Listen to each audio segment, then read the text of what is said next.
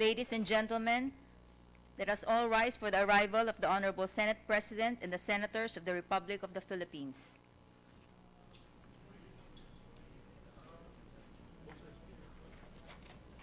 It's your pleasure. Do you want to suspend to see what the President will say?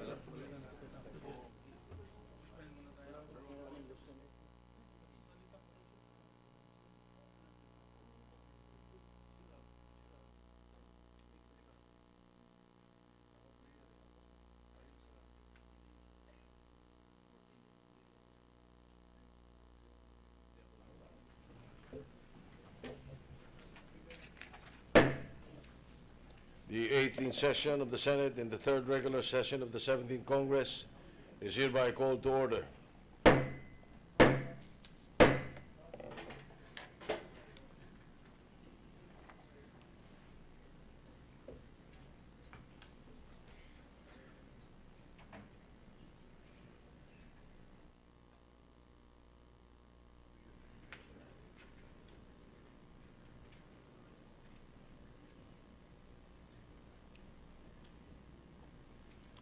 The Senate President will lead us in prayer.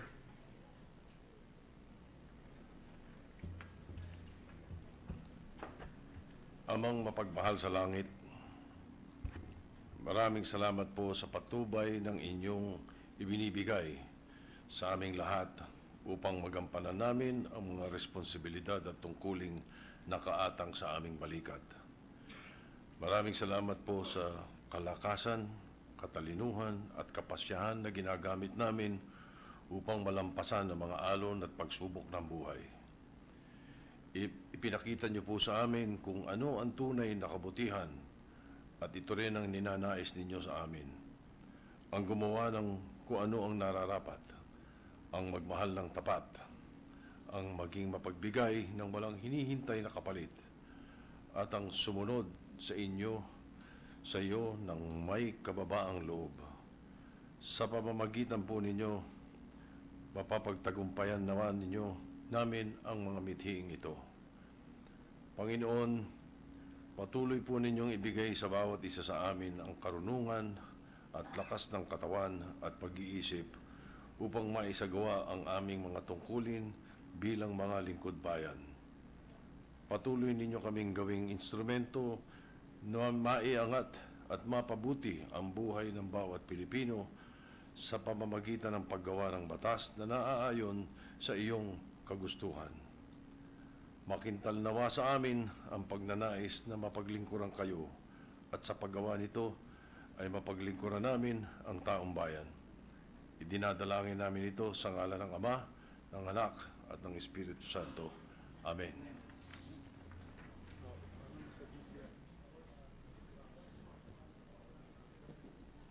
Majority Leader. Roll call. Secretary is directed to call the roll. Roll call of members, the Honorable Senators Angara, Aquino, Binay, De Lima, Drilon, Ejercito, Escudero, Gatchalian, Gordon, Onasan, Ontiveros, Lacson, Legarda, Pacquiao, Pangilinan, Pimentel, Po, Recto, Trillanes, Villanueva, Villar, Zubiri, Senate President Soto III.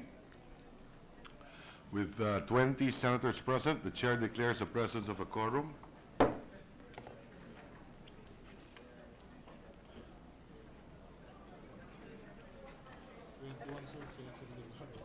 "21 senators, including Senator Legarda, is present."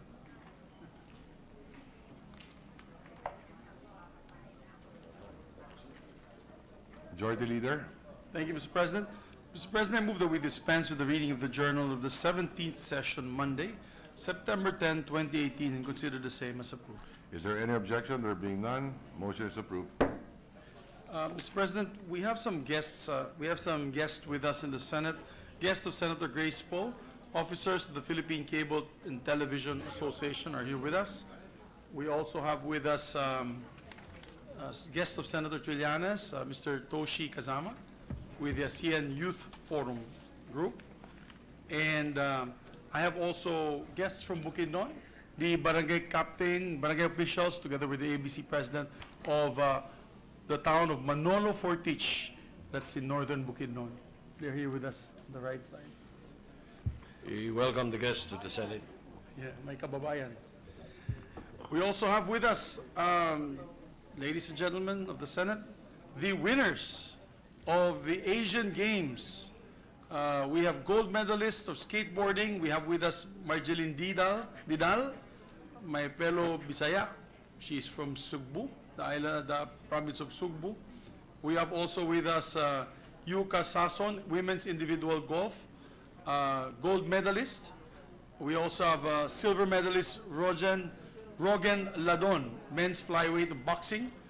We have also Carlo Paala, bronze medal of men's flyweight boxing. We have also another bronze medalist with us, Yumir Felix Marshall of the men's middleweight boxing. We also have with us Philippine Sports Commission Chair, our good friend, Chairman William Butch Ramirez, together with bronze medalist Sherry May Regalado of Pencak Silat, and other Philippine team members who represented us in the Asian Games, Mr. President. They are guests today of the Senate.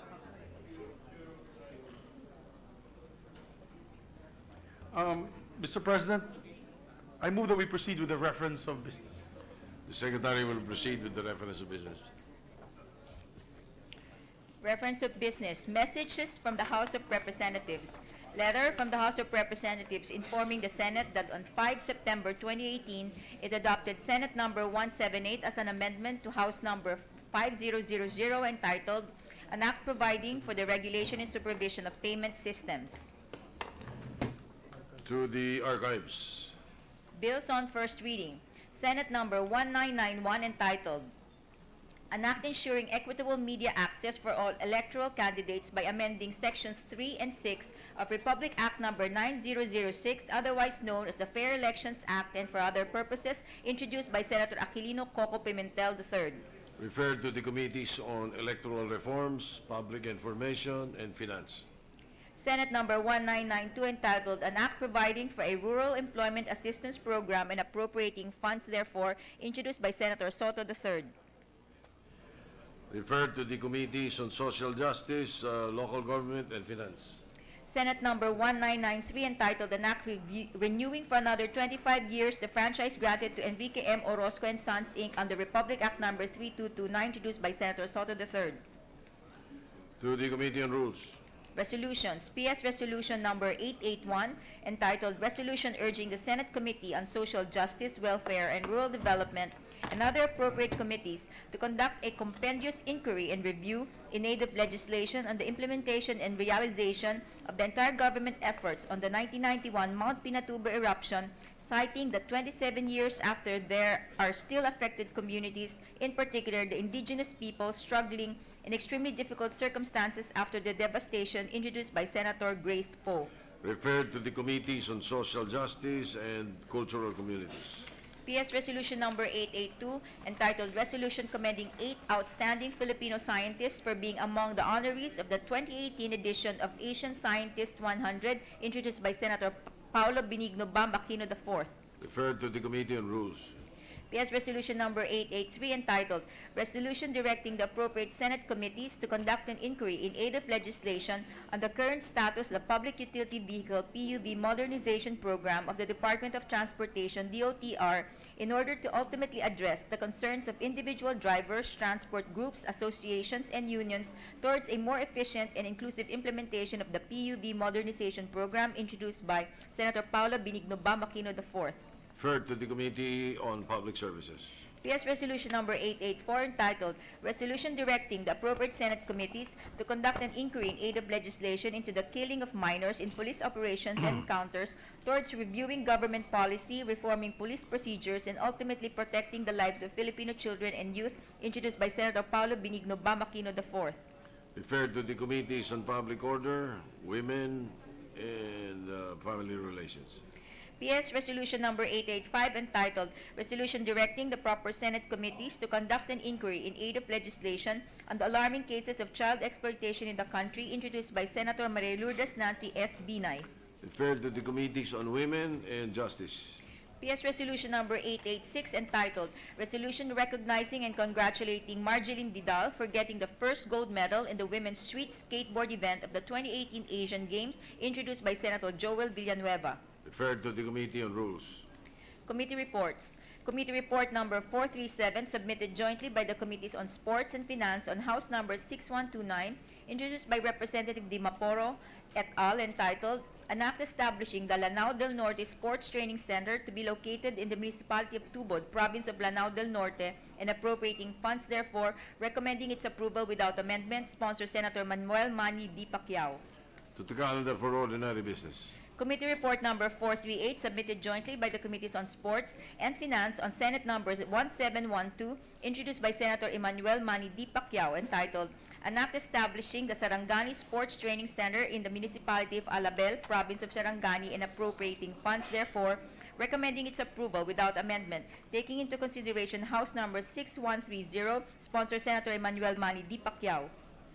To the calendar for ordinary business.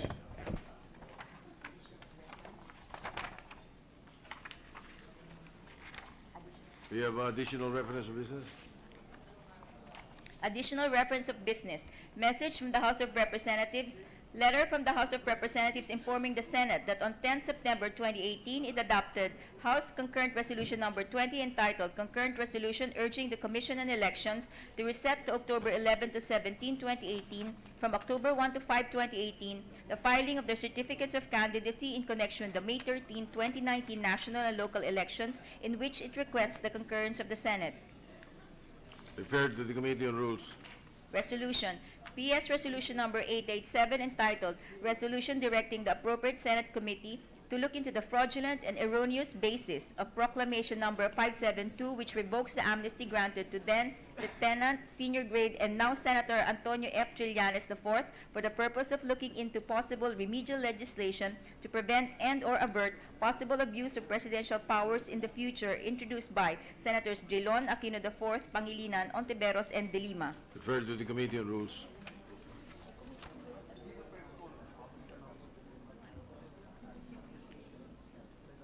Majority Leader. Thank you, Mr. President.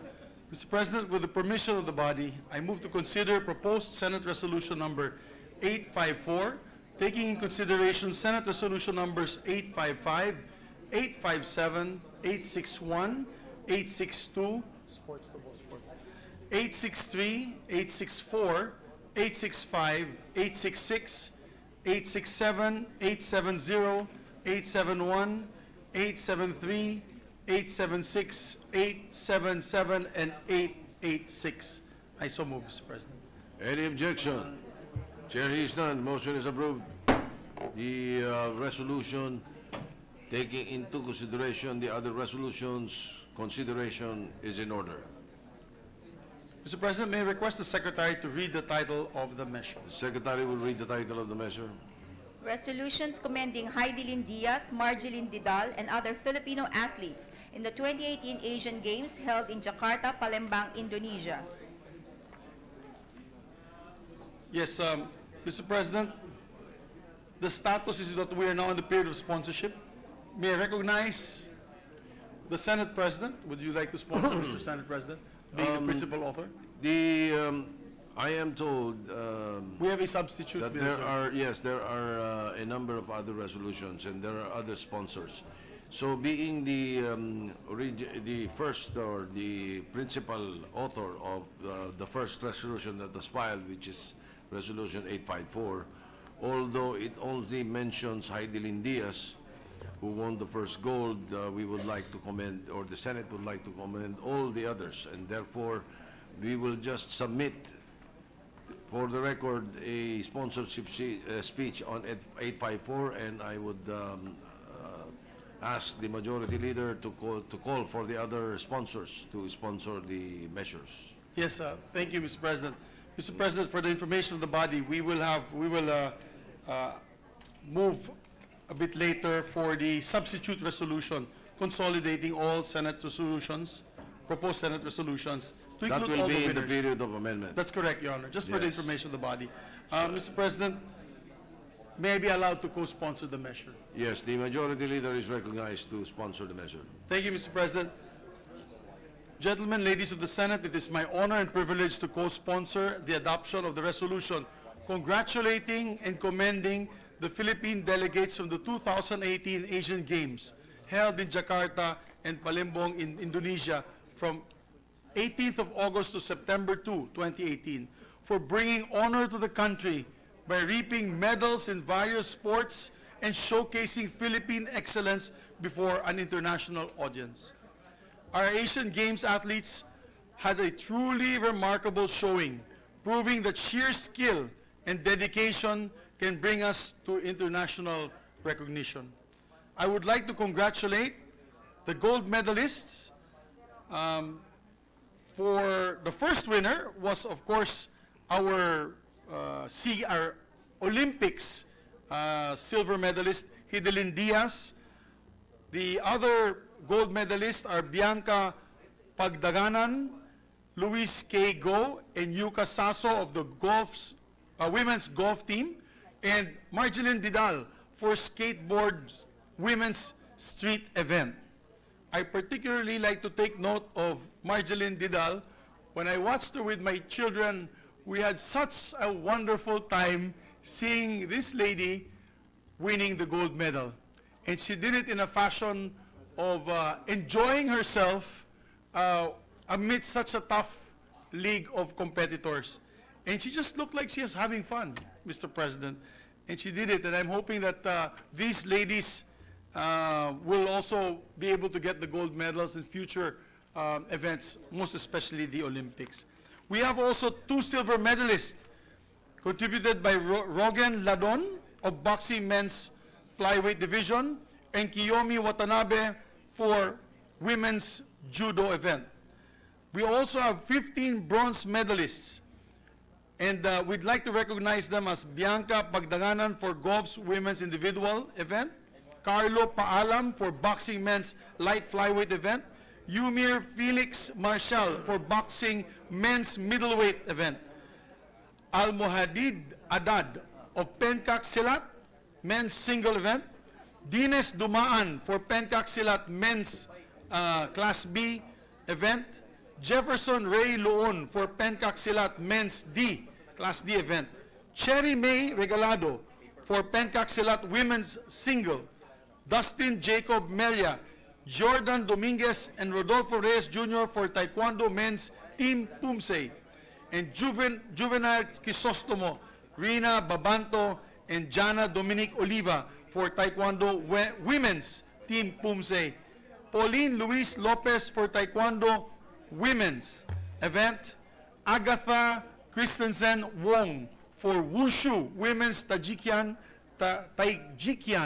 and Tajikian all-round, Divine Wali for Wushu women's Sanda, Danielle Patrick Kaluwag for cycling, or BMX cycling, Margarita Ochoa for Jiu-Jitsu, Nuwasa women's event, and Tsuki Juna for Karate women's event.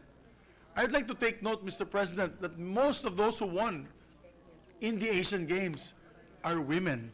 I'm sure Senator Risa Ontiveros and Senator Lauren Legarda will be, and Senator Grace Po, and Senator Cynthia Villar and Senator Nancy Binay will be happy to note that most of the winners in the Asian Games are women, they're lady compatriots.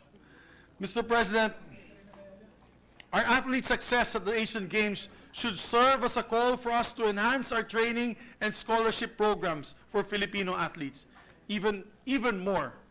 with stronger support, not just from the government, but from the entire nation, I am certain that our athletes can excel even further and raise our nation's name to even greater heights. I would like to also take note on the grassroots program pushed by Chairman Butch Ramirez in their Batang Pinoy Games, as well as their Batang Pinoy and Palarong Pambansa, that is DepEd. They also have another game. Dave, ano yung isang Batang Pinoy?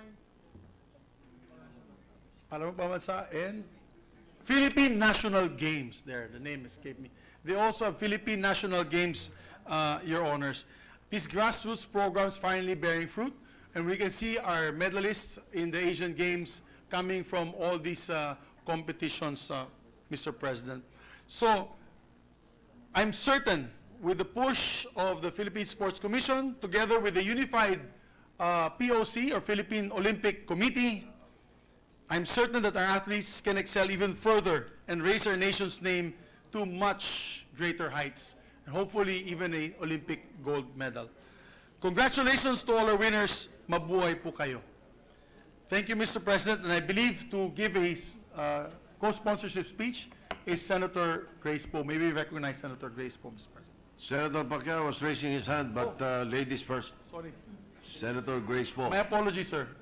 Whatever Senator the Grace Poe is recognized, and then the champion will be recognized thereafter. And Thank another you. lady. Thank you, Mr. President. We Filipinos have a proud and distinguished tradition of making up against the world's best. Maging anong bansa, nationality o larangan, kayang tapatan ng galing ng Pilipino ng ating mga kababayan. This tradition of international excellence was validated by the outstanding performances of our athletes in the recent Asian Games, particularly the women. To recap, the Asian Games is an international multi-sport event, and the 18th ASEAN was held last August 18 to September 2 in Jakarta, Indonesia. In this year's iteration of the ASEAN, the Philippines had the honor of receiving its first gold medal. This was done through the efforts of Ms. Heidelin Diaz. Ms. Diaz, it can be recalled, also brought a silver medal in the last Olympic Games, the first we received in the past 20 years. Not to be outdone, Ms. Yuka Saso brought home another gold medal in the individuals women's golf. She also brought home another gold medal with her teammates Ms. Bianca Pagdanganan and Ms. Luis K. Go in the team category for women's gold. Finally, Ms. Marjeline Didal dazzled the world with her performance in women's skateboarding en route to another gold medal. In total, our athletes brought home 21 medals from the ASEAN Games, a bounty of pride and glory for our country. But as a note, Mr. President, I hope that, as I heard in the local government in Cebu, they were going to improve on the skateboarding park. I think that with the win of Ms. Didal, she will be able to inspire more members of the youth to excel in this particular sport. In line with the Senate institution of recognizing outstanding Filipinos, it is fitting that we recognize the women, in particular Ms. Heidelin Diaz, Yuka Saso, Bianca Pagdanganan, Louis K. Go, Marjeline Didal, and the rest of our athletes, and those who are present here today, Rogen Ladon, Carlo Paalam, and Cherry Regalado. Maraming salamat po. Senator Manny Pacquiao is recognized. Thank you, Mr. President. I rise to the field with pride and joy to congratulate our talented athletes who brought honor to our country in the 2018 Asian Games. Gold medals were brought to our country by Heidelin Diaz in weightlifting, Yuka Saso, Bianca Pagdanganan, and Luis K. Go for individual and team golf, and Marjeline Didal for skateboarding. Mr. President, today we are joined by our athletes who are the pride of our country. We would like to, I would like to publicly congratulate their success in dominating their field of sport in the 2018 Asian Games. I join our fellow senators in congratulating and commending our world-class athletes in their victory for our country. They did not allow their limitations and hardships to hinder the fulfillment of their dreams, their passion, and their goal. We will continue praying for more of our athletes to be included in the Olympics. The success of our athletes is our success. We will also keep supporting our athletes in all the ways we can. Thank you, Mr. President. Senator Risa Ontiveros is recognized.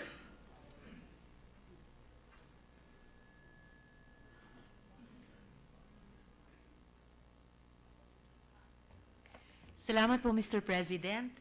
Magandang hapon po. I would like to extend my sincerest congratulations to Mrs. Hidelin Diaz, Yuka Sasso, Bianca Pagdanganan, Lois Kego, and Marjeline Didal for making the country proud, for bringing home the gold medals in the 2018 Asian Games held in Indonesia. Their triumph in their respective sports makes their wins all the more precious once we realize the titanic pressure that was placed on their shoulders to win the gold, despite the limited support they received, as was the case for heavyweight lifter Hidelin Diaz, or the prejudice displayed toward lesser-known sports like skateboarding, as experienced by gold medalist Marjeline Didal. I would also like to offer my gratitude to these young women for a deeper reason, Mr. President. The gift given to us by these athletes has not stopped at gold medals. Hidelin Diaz gave back to her community when she utilized her prize money from the 2016 Rio Olympics to build a weightlifting gym in her hometown in Zamboanga City, which gave hope and the beginning for our future Olympians. In addition, she has lent her voice to other Filipino athletes from lesser-known sports as she consistently and repeatedly sheds light on the situations and conditions that they experience and endure. The impact of Marjeline Didal went beyond a gold medal. She has erased the prejudice against skateboarding and given it the respect it had been missing. They have shown us that when women succeed, we all win. Again, I would like to give my felicitations and deep gratitude to our Filipina athletes for their strength, exemplary athleticism, and unwavering excellence. In this current context in which women are being attacked and denigrated, may they serve as reminders of every Filipino's resilience in the face of adversity, perseverance despite uncertainty, and strength against all odds. Pagpupugay. But Senator Sani Angara is recognized. Mr. President, this representation would like to add our voice to that of our colleagues in congratulating our national athletes. We garnered 21 medals, ranking 19th out of 37 participating countries. This is our largest medal haul since 2002, when we brought home 26 medals from Busan, South Korea. No doubt, we Filipinos are proud that we brought home 15 bronzes, 2 silvers, and 4 golds. The only time we brought home more gold medals was way back in 1962, incidentally also in Jakarta, Indonesia. As pointed out by our majority leader, 13 or majority of the 21 medal winners, 60% were won by Filipinas or Filipina women. What's noteworthy but hardly surprising is that these gold medalists have broken gender stereotypes, having excelled in sports which are usually associated with men. Our first ever gold medalist in skating, Marjeline Didal, is here, and she's arguably the first person to have dabbed during a Senate hearing. And she won her gold medal despite the lack of skate park facilities all over the country. And sabi niya, dati tinuturing lang silang panggulo sa komunidad at sinasabi, hindi minamaliit po sila. Sigurado, Marjeline, hindi na po kayo mamaliitin mula ngayon. And today, she may not be physically present, but Hidelin Diaz has already captured our minds and hearts. Some have called her our weightlifting angel, lifting 115 kilograms for her clean and jerk to gain the gold medal. That means that she lifted a weight heavier than 2 sacks of rice, more than a Suzuki Mio motorcycle with a full tank of gas, more than 2 Liza Soberanos, and more than the listed weight of PBA player Asi Taulava. We should also mention Yuka Saso, gold medalist, as well as her teammates Bianca Pagdanganan, who has been making waves in the US NCAA or National Collegiate Athletic Association as part of the University of Arizona Wildcats team, and Lois K. Go, a native Cebuana, now studying in Boston, who won the bronze medal last year at the SEA Games. Of course, gold is not the only thing that should cause us to glitter. We should also beam with pride for our silvers and bronzes. Joining Marjeline and Yuka are Rogen Ladon, silver for boxing men's flyweight, Carlo Paalam, bronze for boxing men's light flyweight, and Yumir Marshall, bronze for boxing men's middleweight. Each medalist, Mr. President, deserves our praise for the glory and prestige they've earned for the country. Their stories should also be heard, for theirs shine the light on how much more we as a society can contribute and support our national athletes. Itong nakaraang linggo lamang sa budget hearing po natin sa Philippine Sports Commission, kasama po natin si Chairman Ramirez, nalaman natin ang mga pagsubok na kinakaharap ng ating mga atleta. Nalaman natin na napakababa ang mga allowances na natatanggap ng karamihan sa ating mga national athletes. Sa ating 887 national athletes, higit po sa kalahati sa kanila, or 456, ay nasa training pool at tumatanggap lamang ng 10,200 pesos kada buwan. Kulang na kulang po for adequate nutrition and for expenses. Kaya pagdating po sa budget ng PSC sa darating na taon, sisikapin po nating pataasin ang kanilang allowances with the help of our very gracious Chairperson, Senator Loren Legarda.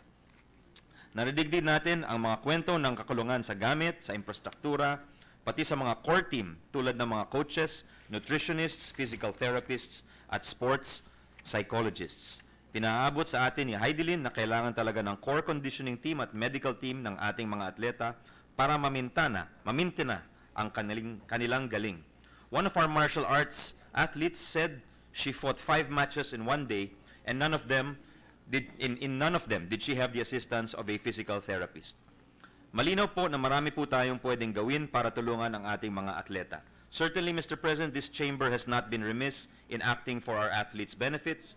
The 16th Congress enacted RA 10699, or the Athletes and Coaches Incentives Act, which this representation sponsored and which the presiding officer was the principal author of.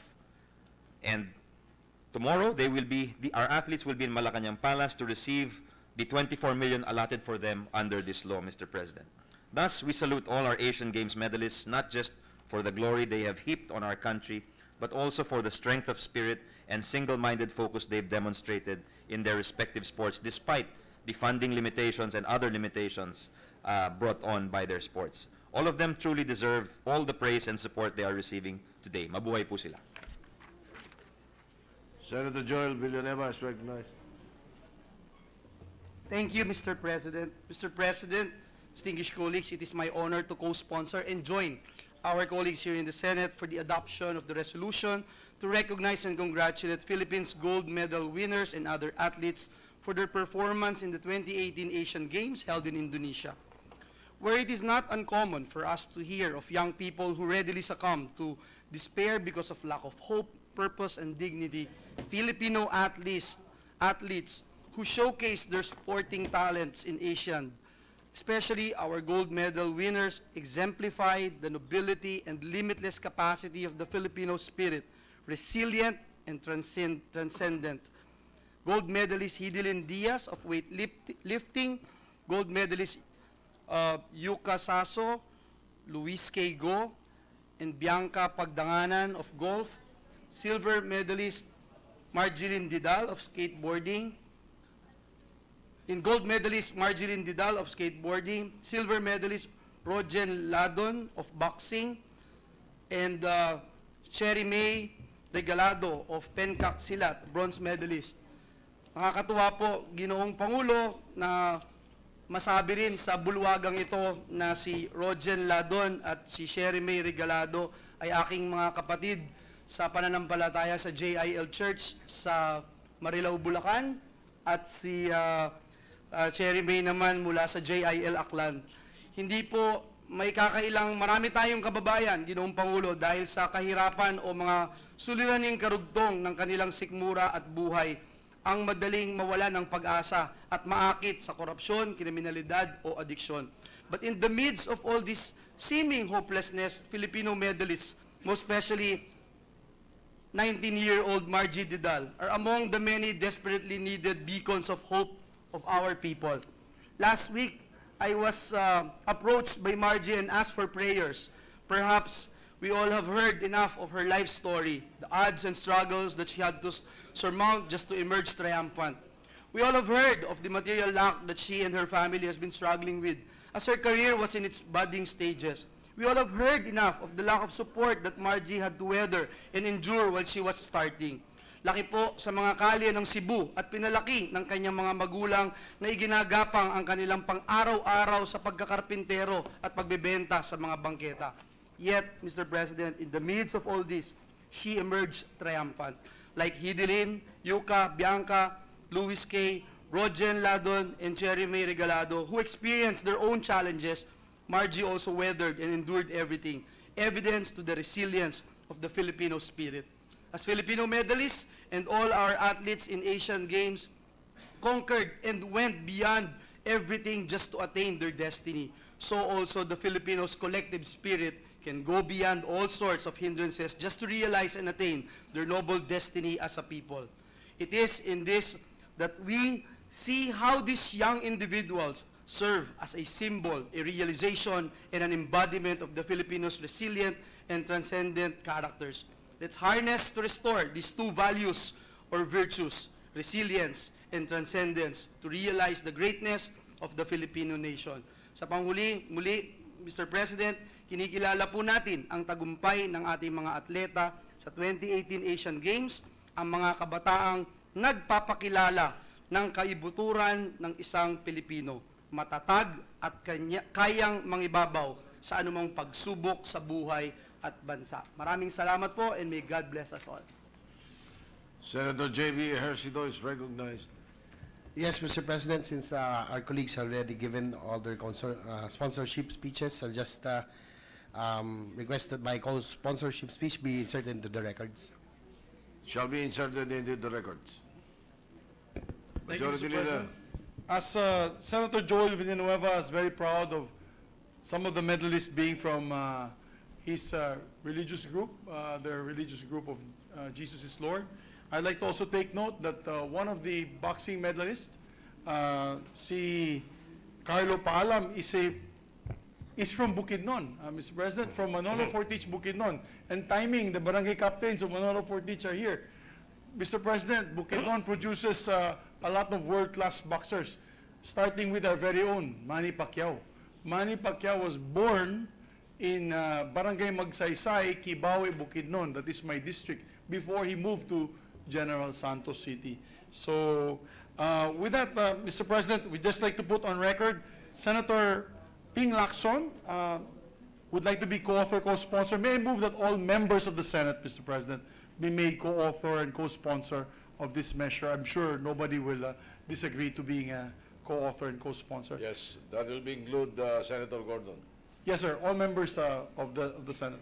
Mr. President, Senator Binay asked that she would just insert into the records her co-sponsorship speech, and as well as Senator Villar would like to manifest that she will also co-sponsor this resolution. Instead of just co-sponsoring for Senator Villar, maybe she can give also a bonus. Unfortunately, she's not here to confirm, being the #2 richest family of the country. Mr. President, we have a substitute resolution, and we'd like to ask the Secretary to read the title of the measure. Before the Secretary, may we recognize Senator Richard Gordon? Just a short co-sponsorship, Your Honor. I know that we have already done this, but I feel I would not be doing any service to these young athletes unless I put it in the record some remarks. So may sound insignificant, but nonetheless I think it's important. We have to recognize our athletes, Mr. President. And today we have Margie Didel for gold, Carlo Paalam for bronze from Bukidnon, of course Roger Ladon, silver, a fighting boxer who got TKO'd. He might have won the gold medal, but he got an accidental headbutt, if I'm not mistaken. And I think that the heart was there. Unfortunately, he got bloodied up and they had to stop the fight. And also Sherry Regalado, Mr. President. And also all the others, sila Hidlin Diaz and all the others, the Philippine basketball team, which showed its mettle early on, but it just shows that we needed more preparation. Mr. President, not everything that glisters is gold. So everybody is in pursuit of gold, but in reality, what is most important in the Filipino is his heart. To be able to say, no matter how tough the competition, I will do my best. Pipilitin ko na makipag-compete and show the character of the Filipino. In other words, it is not just important to have aptitude, it is also most important to have that kind of an attitude of fighting hard, which is enshrined even in our national anthem. Sa manlulupig, di ka pasisiil. A Lapu-Lapu that repelled Magellan with all his muskets and all his weaponry was beaten by, according to the writers of that day, by a savage, but nonetheless a Filipino. And to me, this is the lesson here today, Mr. President. We keep sending our folks there to compete. But really, the message should really be, they have the heart. But if they had the support by way of the budget, long performance, you know, other countries, they really invest on their athletes. Why? Because every time the flag is flown, because somebody has won a medal, gold, silver, particularly gold or bronze, Mr. President, napakagandang feeling sa mga tao natin, lalo na yung ating mga OFWs who are everywhere, that when they see our flag flying because we won a gold medal, gives us a boost, a moral boost that cannot be sold, cannot be paid for, and cannot be bought, Mr. President. That is why I'm glad that my colleagues here in the Senate and all of us here are endorsing this, the resolution to make sure that we recognize not only the players, but certainly the coaches and the people behind the effort to try and get a better performance. Mr. President, that is what counts, the performance, the effort, not just the form of participating, but certainly showing that we could compete with the rest of the best of the world, and if we lose, we hold our heads up high. Those are the lessons for young people who watch the games, and when you see somebody win, like an unknown lady like Margie Didal, a young lady who wins in a sport that is usually a sport of people from New York, from California, with all their nice, skateboards, and one from Cebu wins. My gosh, our hearts soar like eagles or hawks, Mr. President. Certainly when we see our boxers fight to their best, that is something that shows us the courage. And certainly all of our people, no matter how diminutive, a Hidlin Diaz can lift weights and is now thinking of competing for the gold in the Olympics at some point in time. That is a goal certainly that must be deservedly won. And she will win if the state backs her up, and she will win if the Filipino people back them up. So today we must commit ourselves to this task, not necessarily of winning, but to make sure that we can recognize the Philippine youth, not just by the speeches here, but by the appropriations that we can make to make sports certainly part of the Filipino psyche. The competition, part of the Filipino psyche. The heart, the fighting heart, part of the Filipino psyche. And that way, the Filipino can compete anywhere with the rest of the best of the world. Congratulations to Butch Ramirez and all the members of the committee behind this, as well as these young people. They are indeed people that we can be proud of, not because they're winners of medals, but because they're fighters that show that there's a fight in every Filipino all the time. Thank you very much, Mr. President. Majority Leader. The Minority Leader is recognized.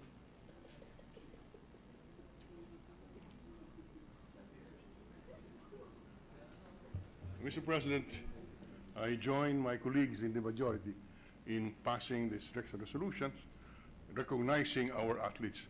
But maybe it will be more meaningful if each senator can donate some amount from their maintenance and operating expense in order that we can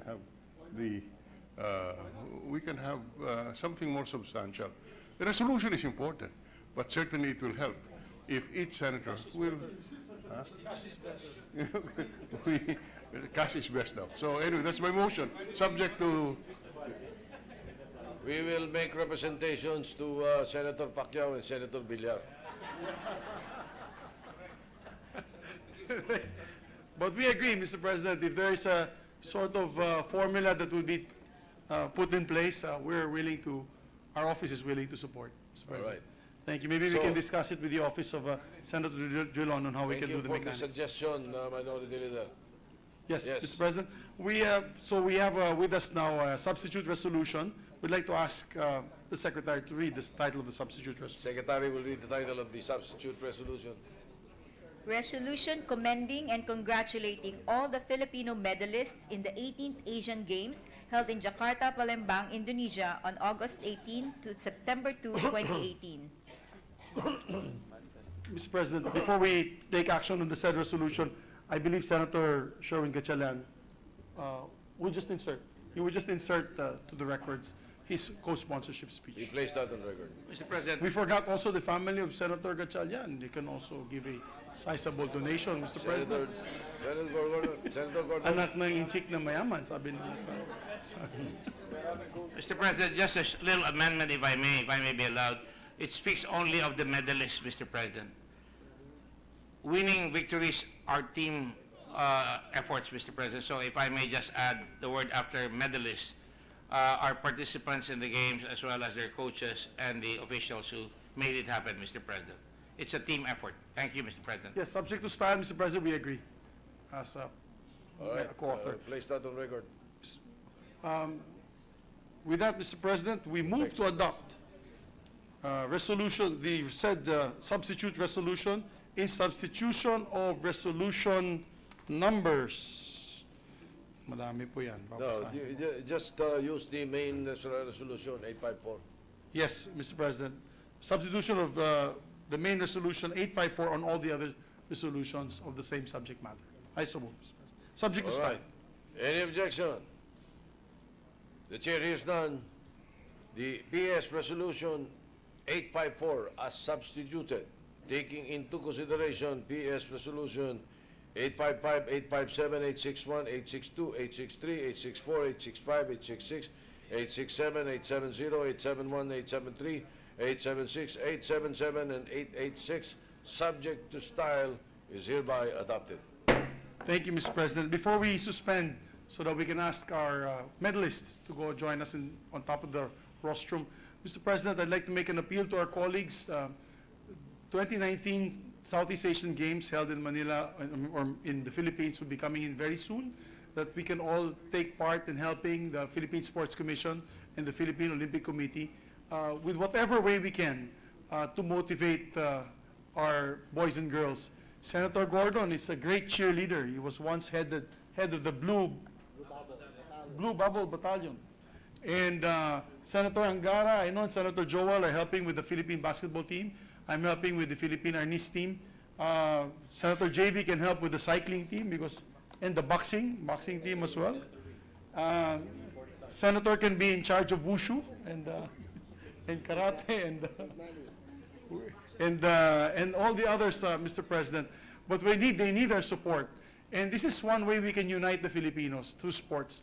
Watching this with my family, you know, when I was watching this, the games in television live, not only my family members were watching, also our kasambahay, they were cheering, and all other, you know, you can hear the comments from all other people outside the homes listening to or watching these live events taking place.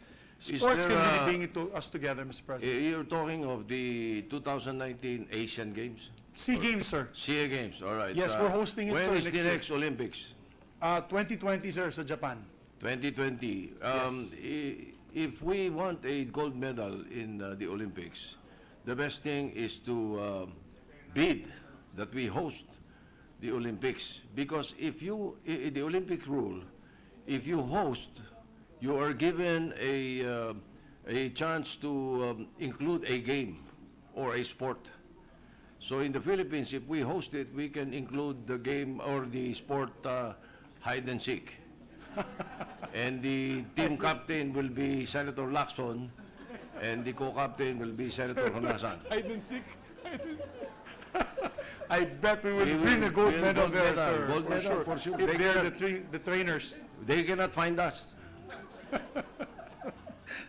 Yes, Mr. President. So with that, Mr. President, with that manifestation, we just like to ask for a few minutes suspension so that we can recognize our dear gold medalists, silver medalists, and bronze medalist winners, and we can award them the resolution. Before on the podium. suspension, may I ask that and invite all the members of the Senate, a mini all-senator caucus, just to take up some issues that the minority leader and I have discussed, Mr. and I President. would like to inform the body also of the discussions that I had with the Speaker of the House of Representatives. Yes, Mr. So President, we can do that go, right after. After the picture taking, we can go into a caucus in the Senator's Lounge, please, inviting all members of the Senate to join. We'll inform them, Mr. President. All right, session is suspended.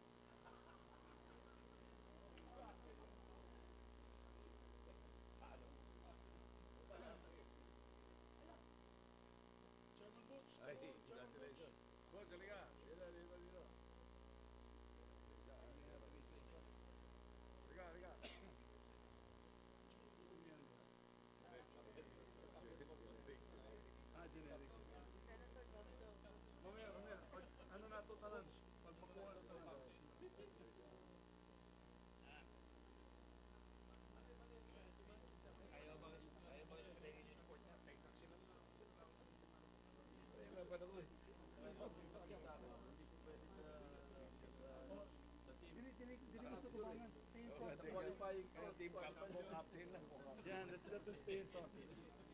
Okay, pakita nyo yung medal muna. Pakita muna medal. Yan. Partner, yung medal, ipagawas. Tayo labas. Yan. Photo bomber kami ni Isa. Yan. Galing nyo. Dab. O sige, dab daw. May request daw sila, dab. O sige, okay. O, dab ha. Isa, 1, 2, 3.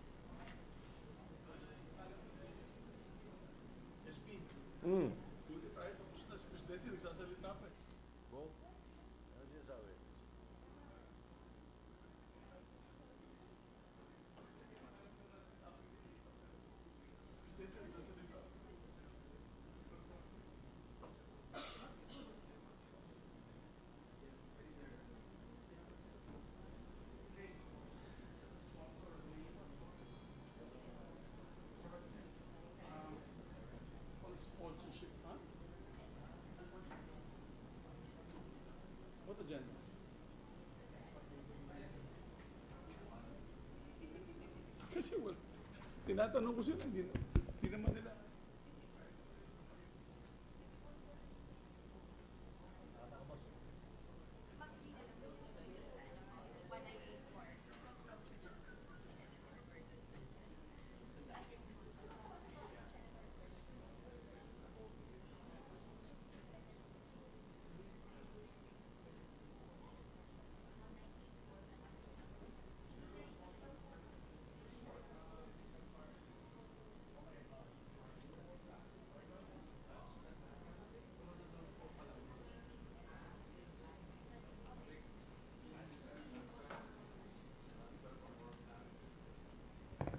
Ready to issue, Mr. President.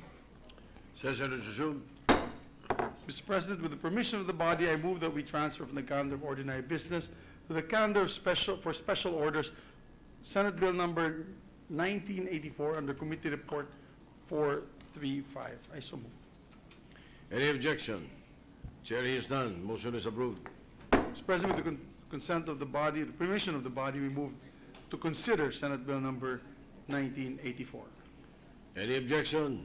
There being none, consideration of Senate Bill 1984 is in order. May we ask the Secretary to read the title of the measure, Mr. President? Secretary will read the title of the measure.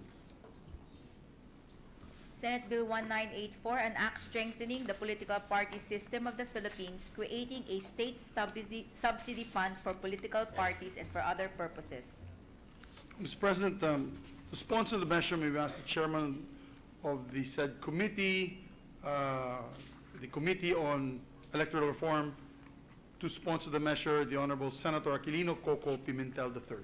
Senator Aquilino Coco Pimentel III is recognized to sponsor the measure. Thank you, Mr. President, my distinguished colleagues in the Senate, ladies and gentlemen, good afternoon. It is my honor to speak before our session today to seek your full support for the passage of Senate Bill number 1984, an act strengthening the political party system of the Philippines, creating a state subsidy fund for political parties and for other purposes. The present bill, in substitution of Senate Bills numbers 226455 and 885, authored by our distinguished colleagues, Senators Frank Drilon, Antonio Trillanes IV, and J.V. Ejercito, seeks to institutionalize and strengthen political parties as pillars of our country's democratic system. Undeniably, political parties are indispensable for the workings of modern democratic systems of government. Some have gone to the extent of saying that democracies anchored on the bedrock of sovereignty and of the support of the majority cannot function without the existence of political parties. Owing to the recognized importance of the political party system, it is incumbent upon us to craft the needed legislation to enhance it in our country. This can only be done if we provide the legal framework where reforms could be instituted on election campaign financing to promote party accountability and transparency, and at the same time, reduce the opportunities for graft and corruption. We must likewise aim to promote party loyalty, discipline, and strict adherence to ideological principles, platforms, and programs. Measures to professionalize political parties and make them viable instruments of development and good governance are likewise needed if we are to move forward our party system. Of equal importance is the continuing thrust to encourage and to support continuing voters' education through political parties. After all, a well-informed electorate is the truest manifestation of participatory governance. Mr. President, I have just mentioned to you some of the objectives that we seek to achieve with the passage of this proposed legislation. It is high time that we make our political parties, all to be accredited by the Commission on Elections, true repositories of venerable party principles and viable party advocacies. It is high time that we emancipate our political parties from the whims, caprices, and dictates of certain individuals whose parties are molded to conform to them. it is a more laudable objective that individual party members conform and surrender their individuality to reflect the tenets and the ideas upon which their political party is based. The party must make the member and not the other way around. With the passage of this bill, we will encourage our citizens to join a political party because he can now select a party which fits his political beliefs and inclination. This is so because the bill provides the legal mechanism to require all political parties to make their party principles, ideals, and advocacies known to the people. Principles must be constant and ideals must be eternal.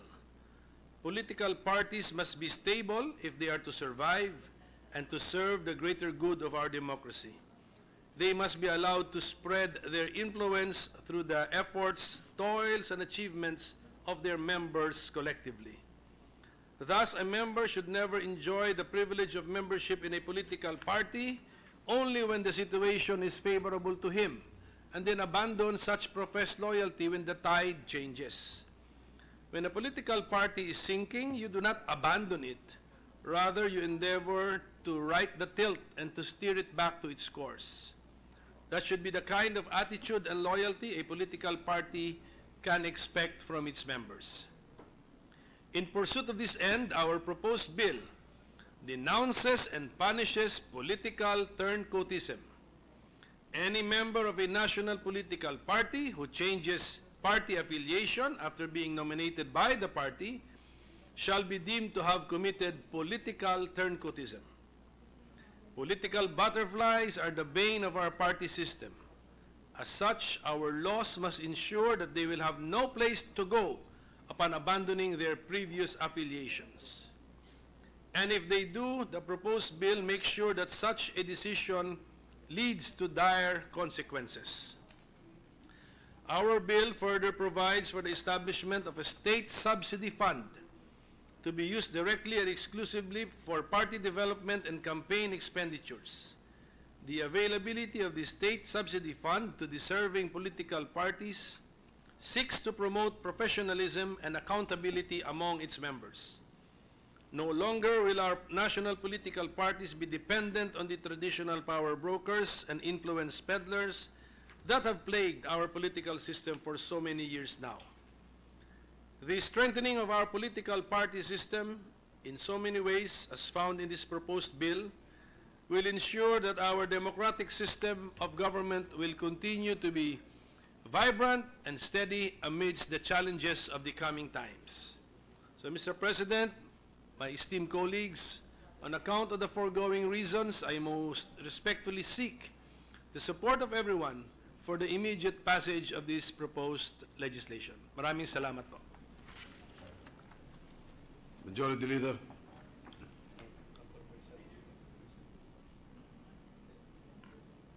Thank you very much, Mr. President. Mr. President, may we suspend consideration of the said measure to allow our colleagues to study the measure further. Any objection? There being none, consideration of the measure is suspended. Mr. President, may I ask for a 1-minute suspension to locate one of our colleagues who will co-sponsor a measure as well, Senator Gordon. May we ask for a 1-minute suspension? The session is suspended.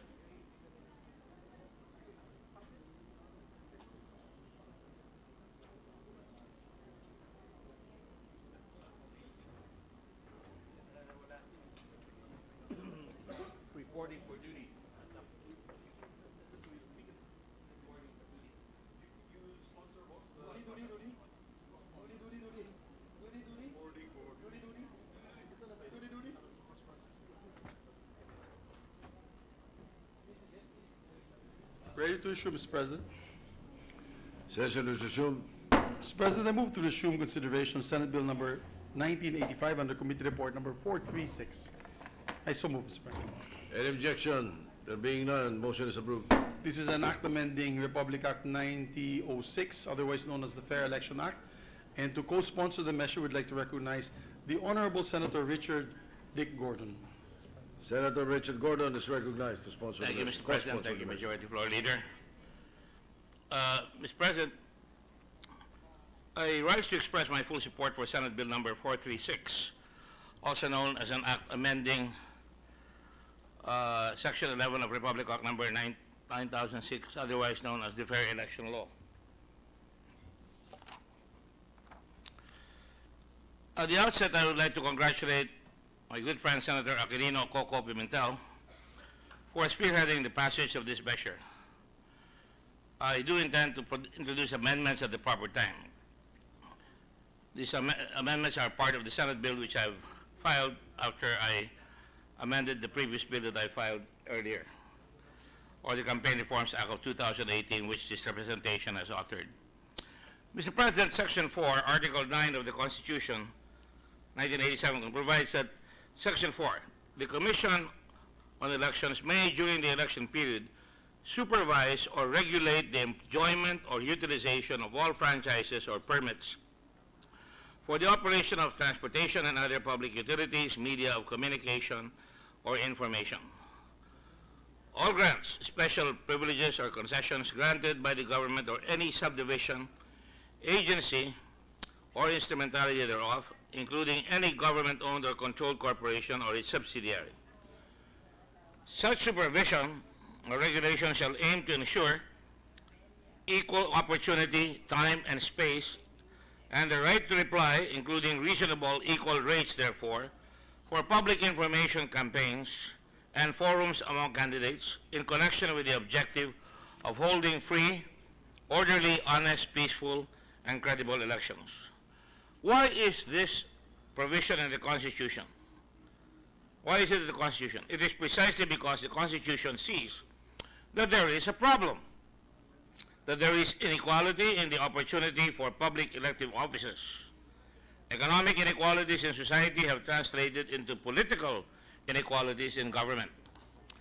Thus, the Constitution allowed the COMELEC to supervise or regulate the enjoyment or utilization of all franchises or permits for the operation of media of communication or information.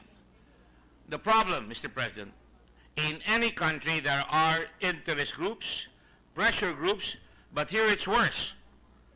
As it is, the oligarchy, the rich, criminals who control vast resources can get candidates they support elected by sheer amount of financial resources they contribute. These contributions in turn make the candidates beholden to their contributors. This leads to regulatory capture and worse, corruption, which are both inimical to real democracy. Siyempre po, pag malaki ang naibigay na isang tao sa isang kandidato, hahawakan po niya yung kandidatong yan. At kaya niya lang sabihin kung anong gusto niya, kaya kung ang kanyang interest ay mati-threaten sa mga panukala ng isang kandidato o ng isang presidente, eh talagang meron siyang advance information or reserve na magagamit para hindi siya mapinsala ng kanyang kandidato na binigyan. At meron tiga-depensa sa kanya. Marami na po ako nakita rito sa ating gobyerno, sa tagal ng panahon natin dito sa gobyerno, na talagang mga sugo ng mga mayayaman at mga mayayaman na talagang merong interest na dapat proteksyonan palagi. Pati na rin yung tinatawag na narcopolitics. Pati na rin yung mga syndicates, kasama na po dyan. Ito po ay nangyayari because masyado pong mahal ang kampanya sa eleksyon. Alam po ba ninyo na nung kaway tumakbo, ang kailangan ilatag ay 895,000 for 30 seconds sa TV. Pwede pa po yung radyo. Sa madaling sabi, vast amounts of financial resources are necessary to support a campaign today. Eh, gagawin ka pang parang bata munti na sasabihin sa'yo, mahina ka. Magpa-survey ka, makikita mo, pag mahina ka, ang ibig sabihin niya, magdagdag ka ng kampanya. Damihan mo ang TV ads mo. At kung dadami ang TV ads mo, tataas ang iyong survey. Kung minsan, ang tingin ko, parang merong sindikato na yung mga nagpapasurvey at saka yung mga may-ari ng TV at radyo para sa ganun kikita sila. Kaya limpak-limpak na salite or windfall profits are attained by the TV stations, the radio stations, the media, and many others during these times of elections because napipilitan yung mga tao na mag-advertise, yung mga kumakandidato. At kung magkabisan, hindi na rin mapili ng mga tao ang kanilang dapat piliin. Yung iba lamang na sa celebrity, hindi naman masama yun, pero dapat malaman rin at makilatis ang bawat kandidato sa pamagitan ng kanyang pagsasalita, sa kanyang paglalatag ng kanyang plataforma, at para sa ganoon nakikita kung talagang may laman o may kakayahan yung bawat kandidato. Kaya nga po, sinasabi natin, napakalaki ng halaga, sasalinan pa natin ng mga advertisement na kumisan ay pang-gimmick. Pang-gimmick lamang. Yung kaibigan ko si General Roy, tuwan-tuwa ako dahil sabi niya gano'n, pagka-bad ka, lagot ka. Yun, mensahe na maganda yun. Kubagat yun. Meron na ba mga ibang mga TV ads na talagang nonsensical? Pero sa dami ng pinupukpuk na TV ad, nagkakaroon ng tinatawag na parang minamartilyo mo yung pako hanggang hindi pumapasok sa dingding, ay talagang hindi papasok. Kung mahina ang pagpukpuk mo sa pako, hindi tatagos. Ganun rin po ang advertising. Sinasanay lamang. Ako galing sa Procter & Gamble, ginagawa po namin yan ng araw sa tayo, sa safeguard, sa lahat ng aking hinawakan, na talagang todo bumabaha ang TV advertising. So nahawa na rin po ang kampanya dyan. TV advertisements, according to others, are necessary to reach voters, especially in far-flung areas. Now, consider in 1935, wala akong TV, kaya ang senador kakampanya sa 4 na sulok ng Pilipinas. 24 senators, 12 at a time, would go all over the country.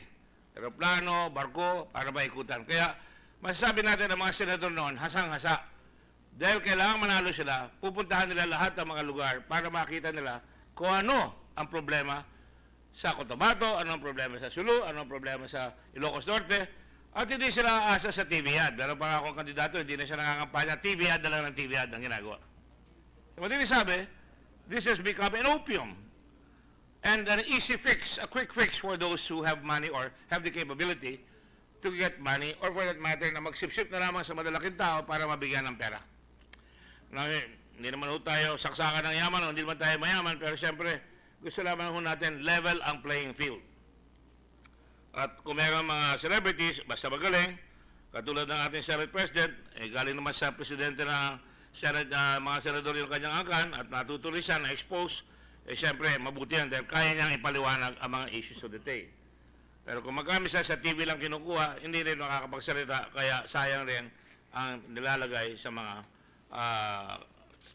mga kandidato na nanalo.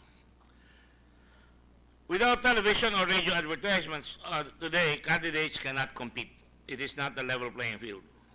Katulad ng sinabi ko, the price of television and radio advertisements have however become prohibitive. Ang balita ko, lalampas na raw ng 1 million sa susunod na halalan. Kaya tama po yung panukala namin ni Senator Pimentel na ibaba at talagang bagyan ng pagkakataon na in fact, natataasan pa nga ako, kaya ako ay mag-a-amend doon. Pagdating ng oras, natataasan pa ako doon.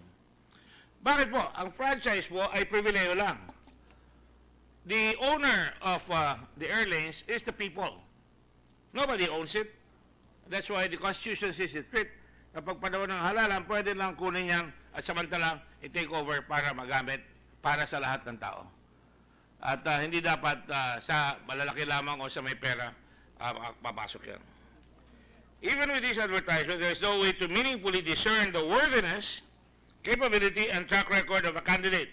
It contributes to the dullness or the inability to appreciate the capability of any candidate. People are voted for because they resonate. Maingay. Parang kampana.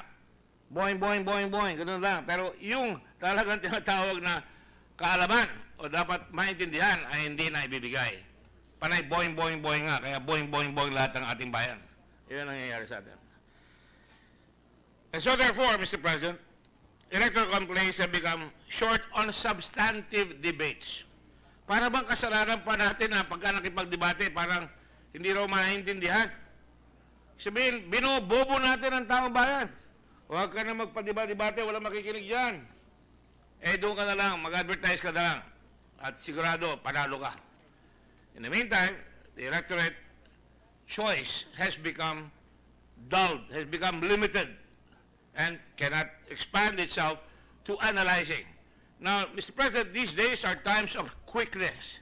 Speed is the name of the game. Noong araw, walang CNN. Ngayon, nakikita natin, pag bumutok ang bulkan doon sa Chile, o may lindol sa Japan, agad nakikita natin. Pag kami nagbakbakan doon sa Russia, nag-usap si Trump at saka North Korea, ang bibilis ng media sa CNN. Wala na hong analysis. Wala na yung mga Walter Lippmann. Wala na yung mga, noong araw, kayang talakayin ang mga news at para ma-explika sa mga tao. Kaya kung pabigla-bigla na lang tayo, makukuha yung bilis ng balita, wala nang time mag-analyze ang tao. At sa dami pa ng pumuputok sa television at radyo, at saka sa mga text, at saka sa lahat sa social media, talagang kailangan natin na talagang may panahon. Sabi nga sa isang play ni Shakespeare, "Tell me a little, there is something else other than noise." Dahan-dahan naman tayo, makinig naman tayo. Di ba kayo nagtataka? Ang basa natin hanggang ngayon, ang gagaling ng mga leader natin, pero bukang yung substantive na dapat gawin, hindi nagagawa. Nobody listens anymore. Everybody just reacts. Para tayong mga buffaloes, pag pumutok dito, tatakbo sa kanan, tatakbo sa kaliwa. Nobody really thinks about the substantive issues of the time. And they're not even responsible to the electorate. You cannot even say, ito pinangako mo. Sinabi mo yan dito sa debate na ito. Tingnan nyo sa ibang bansa, lalo na sa Amerika, ibinabalik sa kanila yung sinabi nila ng kampanya. Sinabi mo ito, ngayon, hindi mo masabi ngayon. Ano masasabi mo? Dito sa atin, wala nakikinig eh. Nanalo na lang dahil boing ang eleksyon. Sunod-sunod, kampana. Bating-ting na lang narinig mo, wala na talagang pag-iisip. Ngayon, sa interpretation ko, siguro ito ay pag-isipan naman ho natin. Siguro, dahil napakamahal, at ang pinupropose ko ay magkaroon ng debate sa aking mga interpretation ko, lalabas ho yan, magdebate. Sa presidente, magdebate. Bawat region, ang mga presidente, vice president, 2 beses conforme sa politika, conforme sa laki ng populasyon. At babayaran ng gobyerno ang TV time. Okay, magtaka dyan, binabayaran sa Israel ang TV time para makapag-bahayos sa debate. At kung talagang gagawin, makikita nyo sa Miss Universe, na-advertisean di lalo na ito. So, ibig sabihin, maraming bansa, at idalahat ko lahat yan, na meron silang TV debates na binabayaran ng gobyerno. In fact, even the political parties in Germany are paid for, bayad ng gobyerno.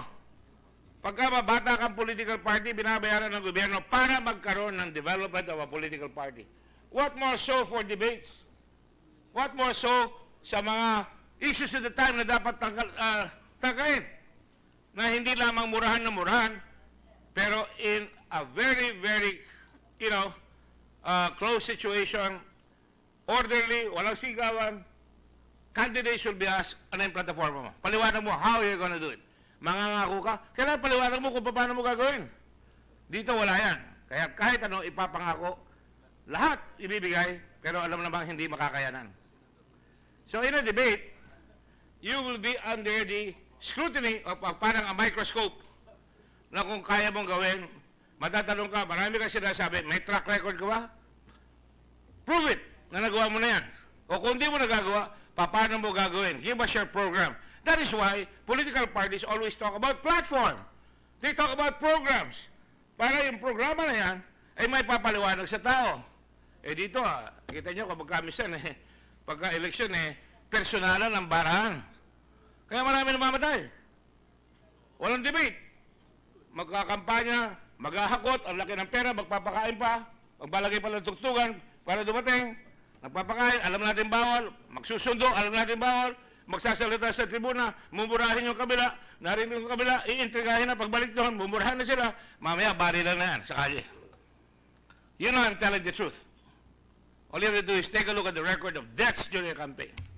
Why? Because it is not a cerebral campaign. It's not even a campaign to win hearts and minds. It's a forcing through election. Marami akong pera, gagastos ako, pasensya ka na kung wala kang pera. Basta ako mananalo, ikaw wala kang pera, manigas ka dala sa kalye. That's what's happened in our country. So what do I propose, Mr. President?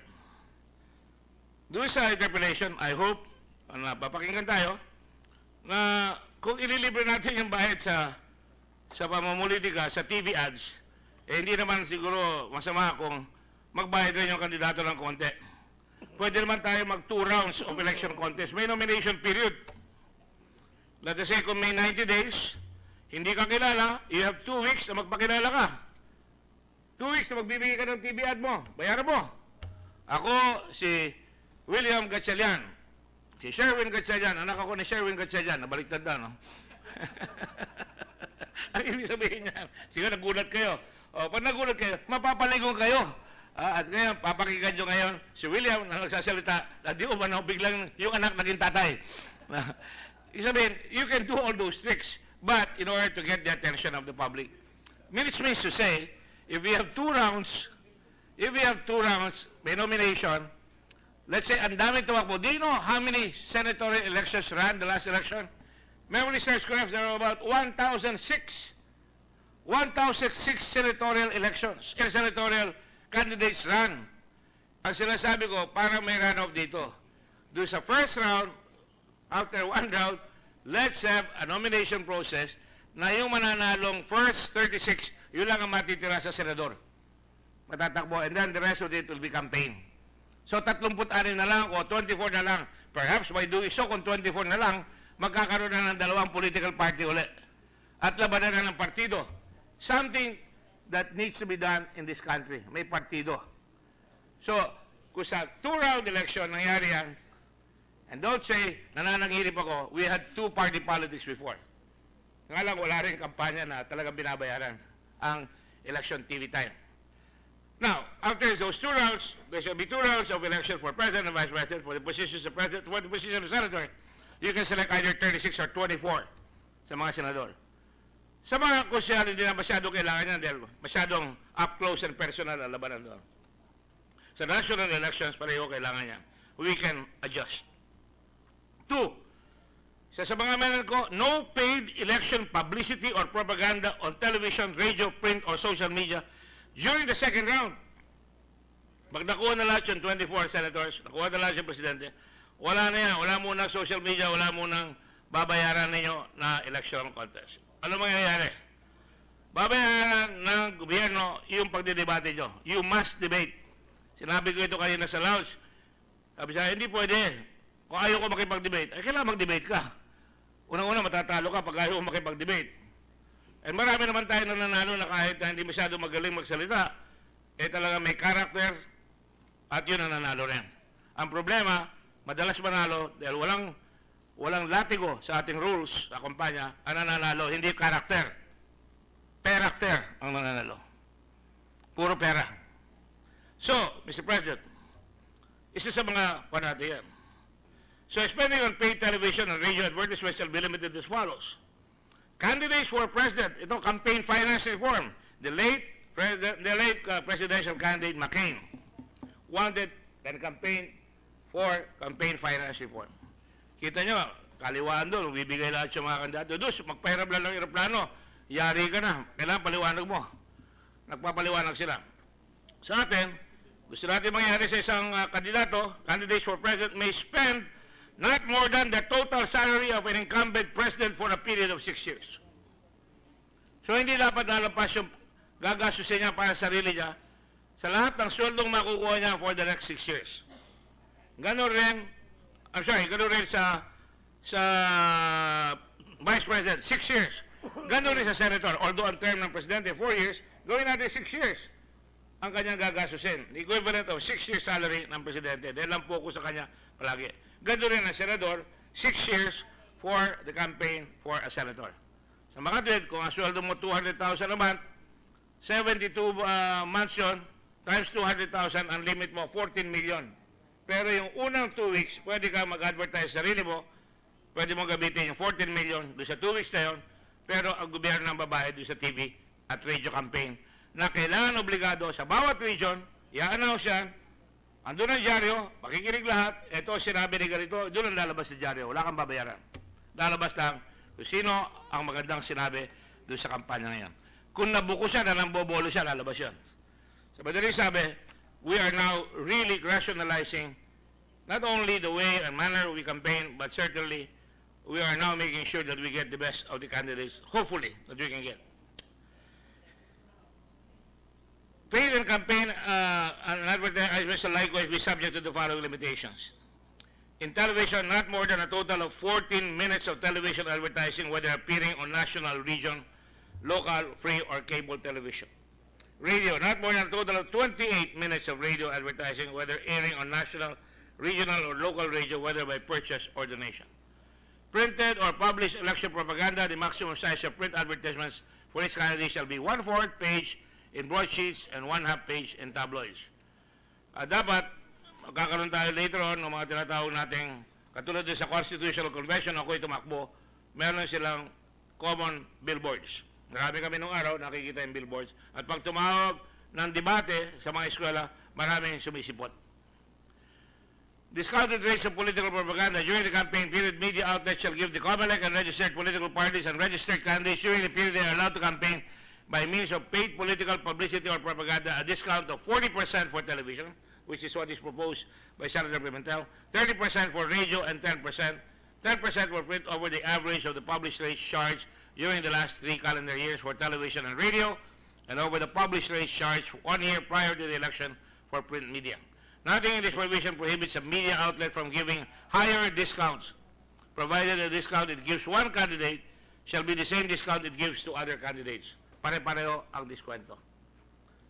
The important thing is, narinig at makakausap ng pare-pareho ang mga kandidato. 6. COMELEC sponsored advertisements and television debates. Sinabi ko lang kanina. The COMELEC shall purchase and pay for radio and television time. Obligado lahat ang kandidatong umattend. Kung di ka maka-attend once, okay. Di ka maka-attend twice, pwede. 3 times, you're out. Strike 3, you're out. Ibig sabihin, you're not really interested in telling your platform. Dadaan ka sa buong Pilipinas sa region eh. Malalaman mo lahat. Ano gagawin mo dito sa problema namin? Wala kaming tubig dito sa bandang Malabon, Motas. O kaya ang tubig dito sa Pangasinan, lumulubog. Nagiging salinated na. Anong proposal mo dyan? Kailangan malaman ng kandidato ang problema para alam nila kung anong solusyon na gagawin pag-akit nila dito sa Senado o maging presidente. COMELEC organized town hall style debates. Ito kailangan talaga may debates sa town halls. Hindi na sa plaza. Hindi ka na maghahakot. Darating ang tao, you can have, like I said, 2 debates per region or as much as 5 debates kung napakalaki na region. Can you imagine, in California, they have about 40 million votes. 40 million votes in California, and yet they have 2 senators only. Rhode Island has a lot less population, and they have 2 senators only. So only pareho. Malaki, maliit, dalawa. And perhaps when it's time to change the Constitution, this is something that we can think about. Why do you need 300 congressmen? Why do you need party lists? Why do we have to pay so many people in our country? In the past, we had 120 congressmen and 24 senators. I thought that was more than sufficient. Why do you need 300? Does quantitative representation mean that we'll have qualitative representation? Even at that time, 120 did not mean we had qualitative representation. In the Senate, we have 24, pero mukhang mas magaling ang Senado palagi sa lower house. Huwag naman magagalit yung mga kasama natin. Why? Because we have a national perspective. Because naikot natin ang buong Pilipinas at medyo nakikita tayo kung ano ginagawa natin dito. So sa debates, meron at least 2, pero sa region na malalaki, you can have 4 or 6, even 8. Depende sa kursunada ng kandidato. Maybe they can even say, we need more debates here para parehas talaga. Candidates who are unable to participate in debates by reason of physical disability, bulag o hindi makapagsalita, kailangan mayroong sign language experts. O di kaya naman he can be represented by somebody who can speak for him. That happened last time and I saw it. Yung anak ni Senator Rector ang kampanya para sa kanya kung wala siya sa meeting, nag-attend yung anak niya. Candidates for President, Vice President, or Senator who fail to participate without lawful excuse shall be disqualified, and like I said, pagka 3, strike 3, you're out. Creation of the Campaign Oversight Management Office under the supervision of the Commission on Elections must oversee the implementation and ensure fairness in the distribution of common political advertising. Ibig sabihin, dapat binabantayan, dapat may metro. May metro lalabas, na ilalabas ng COMELEC, ito na ang ginamit na advertisement ito, deadline ka na, wala ka na ilalagay. At siyempre, pwede natin ilagay dyan dito, vote buying will now be totally eliminated and talagang pag nahuli ka nagbo-vote buying, and because meron tayong paper audit trail, pag nahuli ka pa nagbo-vote buying dahil may sobra kang pera, konti na lang ina-advertise mo, baka mamili ka na mamili. Pag nahuli ka, disqualified. Dapat mabilis ang disqualification process pagka ganyan. So what are our objectives here? Hindi ba nyo gusto na level ang playing field? Yung anak ni General Balahaja, pwede tumakbong presidente? Araw-araw? Yung anak ng ating mga tao dito na tumutulong sa atin sa Senado, hindi ba sila pwede magpresidente kung nakapag-aral naman? Maraming OFW nakapag-aral sa UP, sa mga galing na eskwela. May kakayaan sila. Why should they be disqualified? Because they have no rich friends that can corrupt them. So we will level the playing field. For qualified candidates, saan mo nalaman yung qualification? Pag nagsalita na yan, doon mo nalaman. Saan ba nahuli ang isda? So, bibig. So, kung di marunong magsalita, lahat ng naman pwede magsalita, pero kung sinasabi niya balls-walls o talagang rubbish, talagang mahuhuli siya. 2, we will make democracy really work. We will prevent regulatory capture. We want to have senators representing certain interests in the country. And if they want to do that, they can do so provided they announce that I am for the sugar lobby, I am for this position because may transparency. Walang masama doon. America is the land of lobbyists and they have a democracy running. Public office is a public trust and an informed electorate will deliver an intelligent vote. I believe that in my heart. We want the people to be able to discern whether their candidates have the capacity to communicate on the brain. Finally, I want to say this. Corruption starts on the day the elections begin. Kung namimili yung kandidato, magwawala niya yan. Kung binibili niya ang pwesto, babawiin niya yan. Kung mayaman siya, naglagay siya ng marami, babawiin niya yan. Kung siya ay sinuporta na mayaman, may utang na loob siya, babawiin ng mayaman sa kanya, inangyayari yan. At siya na rin matututo na magkaroon. At let's not be hypocrites here. Lahat tayo. I have said no to certain highly and wealthy businessmen because I was afraid that kung sumama ako dyan, talagang matatalian ako sa leg. And I can prove that. But, we all have to accept. At, kunyari, may campaign limits, pero marami sumusobra sa atin. Marami yan. But this time, mayroong monitoring at dapat makikita na talagang hanggang dyan na lang at habulin mo doon sa debate. Doon ka maghahabol. And after every debate, pwede magpa-survey kung gusto niyo. Doon malalaman kung talagang may natutuhan ng tao.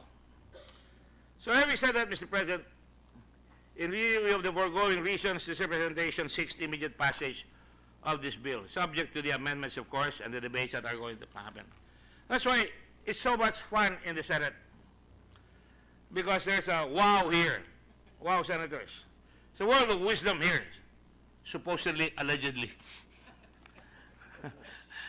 So, if we use our brains here, we can have an excellent debate, and let us not intimidate one another. Naku, hindi pwede ka ganyan. Ang tao dito, ini-intimidate Sanay tayo na, oy, ikaw Pilipino, Indio ka, entresuelo ka lang. Oy, mahirap ka lang, hindi ka pwede. Umalasenso. Wala kang titulo, sinvergüenza ka. Yung mga salitang ganyan, narinig ko ng araw And that becomes part of the psyche. It becomes an attitude. Kahit na may aptitude, na-intimidate ng mga malalaking tao, yung mga titulo, at yan ang nangyayari sa ating pangampanya at pati pampolitika natin. So, Mr. President, I hope you will forgive me for making some remarks here. I know kung magkamisan there are limitations in my capacity to express myself. May nasasagasaan ako. I ask for forgiveness, but that is meant to really just open our eyes and our minds. Let's tarry a little. There is something else for this country. A better country. A revitalized country. A country that can take its place if an Israel with 8 million people can produce their own weapons, can produce their own agriculture, can produce great doctors, have 25 Nobel winners in their country, in spite of the fact that they're surrounded by enemies all around them. 8 million. We have 110 million people, and we cannot make them move. We cannot give them a hope. And what is being given, according to Senator Kerry, whom I saw the other night, sa isang TV program ni Farhad Zakaria, sabi niya, what has happened here is paulit-ulit na. Imbestiga ng presidente ng panahon ni Clinton, imbestiga ng panahon ni Bush, imbestiga na ngayon kay Trump. Ganun rin din sa Pilipinas. Panahon ni Marcos, imbestiga ni Marcos. Paglapos ni Marcos, imbestiga ni Cory, imbestiga ni Ramos, imbestiga ni Joseph Estrada, imbestiga ni Gloria. Ngayon, imbestiga na naman ni Duterte. Walang tigil. We're always talking about the wrong things, but we're not focused on anything. That is why we're slow. That is why we're not flexible, because we're paralyzed by the fear of being mocked or being laughed at. That is why we cannot look at the future with hope, and we cannot look at the past with pride. So, Mr. President, I hope that you will all look into the debates here, look forward to the debates of this bill. It's very important. There's another bill, and again, my good friend Coco is such a very generous person. I wanted to come up with a bill that will change the whole voting system. And I'm saying, kaya pa. Kaya na even in this late day. Because ako, ang sanay po ako doon sa kaya pa. Pinalis ang base. Wala akong nakahanda. Walang pera. And we did it. We did it through sheer volunteerism, through sheer commitment. I invite some of you here, who are here, to go up to my room. And there is an electoral system there, which we use when we conduct campaigns in the Red Cross or in the stock exchange. The pictures of all the candidates will be there. You press the screen, lalabas ang bilang, kagad. And when you press it at the end of the day, lalabas kagad kung sino nanalo, and you have a copy. And everybody has a copy of the receipt. Walang time mandaya, at kung sasabihin nila magastos, so be it. Iiwanan natin yung mga laptop na ginamit doon sa mga eskwela, dudunong pa mga bata, at sa susunod na election magkakaroon pa. So to make a long story short, Mr. President, these are exciting times. I can only feel exhilarated by the excitement of the moment when we effect changes in our country. I would like to be party to that. I would like everybody to be party to that. And I encourage everybody to open your hearts and your minds and make sure that we can believe in hope. We can believe in the possible, and we can believe in the fact that we Filipinos alone can do it. Thank you very much, Mr. President. And good afternoon to everyone. Majority Leader. I would just like to commend the good gentleman from Olongapo and Zambales, Mr. President, for a great extemporaneous speech on his sponsorship of the Fair Election Act amendments. Co-sponsorship speech, Mr. President. Mr. President, I move that we suspend consideration of the measure to allow our colleagues to study this further. I so move, Mr. President. Any objection? There being none, consideration of 1984 is hereby suspended. Mr. President, I move that we resume consideration on House Bill number 5551 under Committee Report number 337. These are local bills.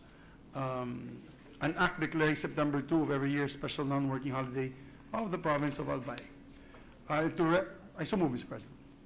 Any objection? Chair hears none. Motion is approved. I'd like to recognize the Honorable Sani Angara to sponsor the measure for interpellation. Senator Sani Angara will sponsor the measure. Thank you, Mr. President. There are no members who expressed their any wish to interpellate. Mr. President, with that, we move to close the period of interpellation. Any objection? There being none, period of interpellation is closed. Mr. President, amendments. There being no amendments as well, Mr. President, we move to close the period of amendments. Any objection? Chair hears none. Period of amendment is closed. Mr. President, I move to approve on second reading House Bill number 5551 under Committee Report number 337. So moved, Mr. President. Any objection? There being none, House Bill 5551 is approved on second reading. Thank you, Mr. President. I move that we suspend consideration of the said measure. Consideration of the measure is suspended. Mr. President, I move that we resume consideration House Bill number 2484 under Committee Report number 321. I so Any move. objection? There being none, consideration of 2484 is in order. Mr. President, this is an act declaring June 11 of every year as a special non-working holiday. The city of Sagay, province of Negros Occidental. We'd like to again recognize the sponsor, Senator Sani Angara, for any interpellation. Thank you, Mr. President, Majority Leader. No interpellations. No interpellations? We move to close the period of interpellation, Mr. President. Any objection? There being none, period of interpellation is closed. Amendments. No amendments as No. well, Mr. President. We move to close the period of amendments. Any objection? There being none, period of amendments is closed. Mr. President, we move to approve on second reading House Bill number 2484. I so move. Any objection? There being none, House Bill 2484 is approved in second reading. Move to suspend consideration of the same, Mr. President. Consideration of the measure is suspended. Mr. President, I move that we resume consideration House Bill number 2129 under Committee Report number 315. I so move, Mr. President. Any objection? There being none, amendment, motion is approved. Mr. President, this is the act declaring July 1 of every year as a non-working holiday in the municipality of Alubihid in the province of Misamis Oriental. Again, we'd like to recognize the sponsor, Senator Sani Angara, for interpellations. No interpellations, Mr. President. Mr. President, we move to close the period of interpellation. Any objection? There being none, period of interpellation is closed. Mr. President, no amendments as well from the sponsor and from any of our colleagues. We move to close the period of amendments. Any objection? There being none, period of amendment is closed. Mr. President, we move to approve on second reading House Bill number 2129. Any objection? Chair hears none. House Bill 2129 is approved on second reading. Mr. President, I move to suspend consideration on House Bill number 2129. Consideration of the measure is suspended. Mr. President, I move that we resume consideration on House Bill number 3710. I so move. Any objection? There being none, motion is approved. Mr. President, I'd like to recognize the sponsor, Senator Sani Angara. This is an act declaring June 27 of every year a special non-working holiday in the city of El Salvador, again in the province of Misamis Oriental. Senator Angara? No interpellations, Mr. President. I think the Majority Leader is feeling lonely. Yes, Mr. President, nobody wants to interpellate. There's no one here. Mr. President, I move that we close the period of interpellation. Any objection? There being none, period of interpellation is closed.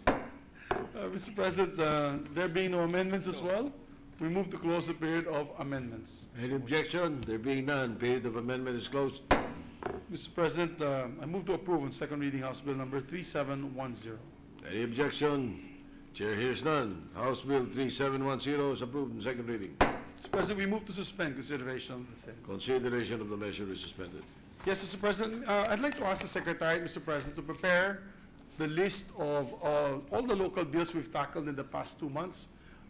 We'd like to show to our colleagues in the House of Representatives, the co-equal legislative branch, that we're acting in haste in approving their measures, and we're giving it giving it importance, Mr. President. So hopefully by Monday, when we meet on our mini LEDA with the leadership of the House, we can present to them some matter of goodwill these measures that are approved on third reading, Mr. President. We'd like to... Secretariat is hereby directed to do so. Mr. President, Majority Leader, I thank you for that manifestation. If you could place special mention for the chairman of the Committee on Local Government.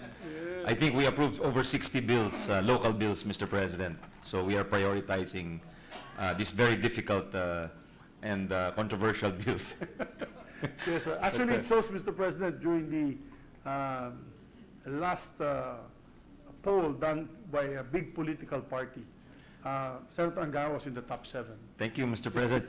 But I read that 100 congressmen might boycott us because those who are not in favor of federalism. So maybe this will counter that effort, assuming it is true. Well, I'm not saying it is, but... yeah, definitely. What we're doing here today, Your Honors, will prove to them that we're taking into consideration all their local bills and the importance of all these local bills. And we really do not need to be abolished. We're very relevant as an institution, and we take cognizance of the needs also of the local congressmen or representing local districts. Thank you, Mr. Well, President. for Thank the you for the record, I expressed my dissent to that particular comment of a congressman, and I took exception to the manifestation of against senators who are against federalism, and I asked them to name the names. Name names. I don't know of any single senator who said he was against federalism. Or amending the Constitution, for that matter. Yes. Yes, that's right, Mr. President. We thank you for that defense, and for the record, we are not against federalism. We actually open to these proposals, Mr. President. We just study it. We take longer to study it and fine-tune it, Mr. President. We And do not like to rush things. And the timing is bad. I know. I absolutely agree with you, Mr. President. All right. Before we, So- I believe for just some housekeeping matters, we have some designation to bicameral conference committees. Mr. President, with the permission of the body, we move to proceed with the Senate's designation of the Senate conferees of the Bicameral Conference Committee on the Disagreeing Provisions of Senate Bill number 1305 and House Bill number 4113, the title of the Expanded Maternity Leave Law of 2018. With that manifestation, the presiding officer designates Senator Hontiveros as chairperson, Senators Binay Po, Angara, Aquino as members of the Bicameral Conference Committee of Disagreeing Provisions on Senate Bill 1305 and House Bill 4113.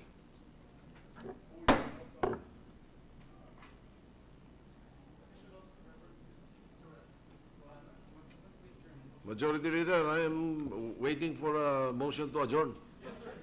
Just making sure I get the right date.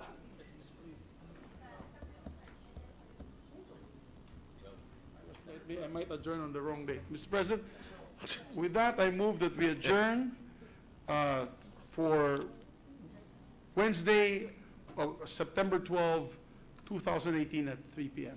Resume at 3 p.m. 2018. Any objection? There being none, session So is moved. suspended. No, session is adjourned until 3 o'clock in the afternoon of Wednesday, September 12, 2018.